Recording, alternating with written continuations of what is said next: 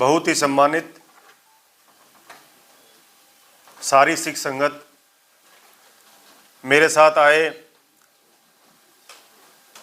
रोहतक सोनीपत झज्जर के खाप प्रतिनिधिगण, भाई मनोज दुवन, आज बड़ा अच्छा लग रहा है कि पंजाब हरियाणा भाईचारे का जो एक दूसरा प्रोग्राम आज चंडीगढ़ में हुआ है।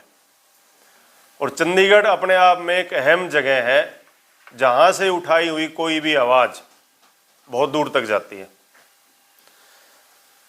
जो विषय है उसी के बारे में कुछ बातें करेंगे। देखिए, सबसे पहले तो मैं एक बात कहूंगा कि जो हरियाणा पंजाब भाईचारा है, इसको आप हरियाणा पंजाब में ना रखें, धीरे धीरे करके राजस्थान, उत्तर प्रदेश और जितनी भी स्टेट्स हैं जहाँ तक हम जा सकते हैं, हम वहाँ तक इसको बढ़ाएं निस्वार्थ तरीके से।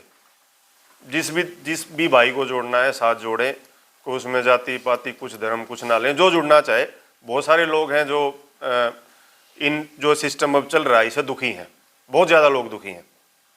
तो इसको हम, एक तो मेरा ये विचार है आप सबके सामने कि इसको हम ज़्यादा से ज़्यादा बढ़ाएं, जितनी कोशिश हो सके। हमारे भी तकरीबन नॉर्दर्न इंडिया में लोग जानने वाले हैं, हम भी उनको साथ जोड़ेंगे, वो सब मिलके जोड़ेंगे जब ये बात बनेगी।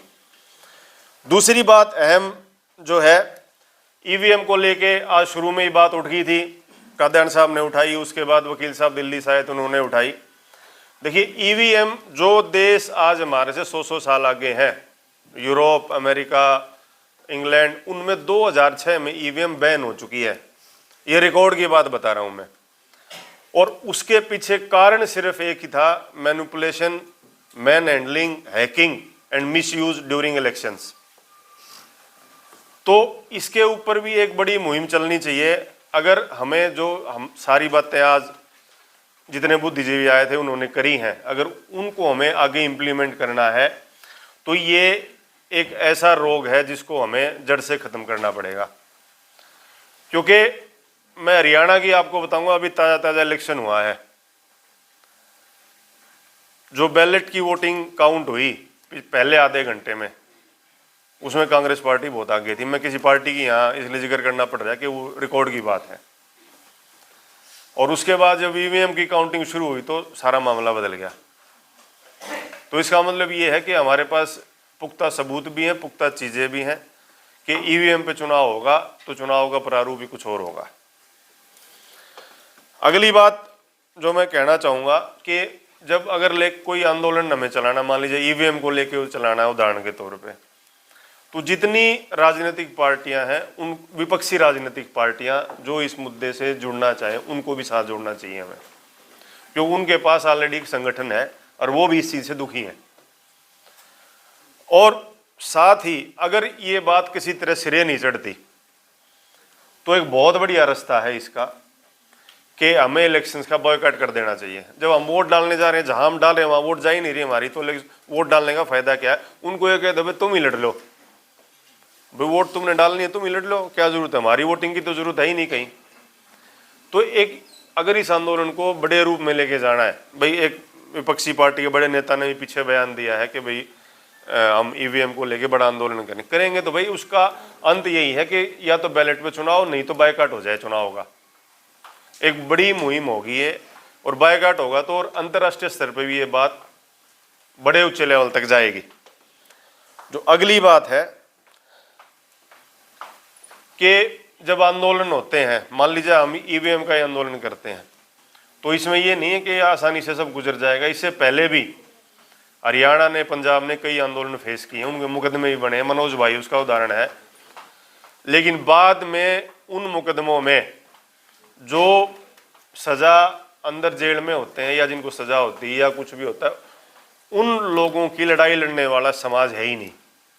अब तो हम सारे इकट्ठे दिख रहे हैं जितने बैठे हैं, कल को कोई बात होगी तो हम सारे लुप्त हो जाएंगे, गायब हो जाएंगे। वो खुद लड़ेगा अपने पैसे से, अपने घर के पैसे से। हम तो रोहतक में खूब देख रहे हैं ये चीज़, हरियाणा में देख रहे हैं, आपका पंजाब का आप बता पाएंगे कि वहाँ आंदोलन में जो लोग सक्रिय होते हैं, जिनके ऊपर मुकदमे बनते हैं, वो खुद अपनी लड़ाई खुद लड़ते हैं, लड़ने वाला कोई नहीं है। तो इस पे भी हमें अगर कोई यहाँ पॉइंट नोट कर रहा हो तो ये पॉइंट भी उसमें नोट किया जाना चाहिए कि भाई इसके लिए अलग से कोई सिस्टम बने ताकि जो आंदोलन करता है वो हताश ना हो। अगली बात जो है,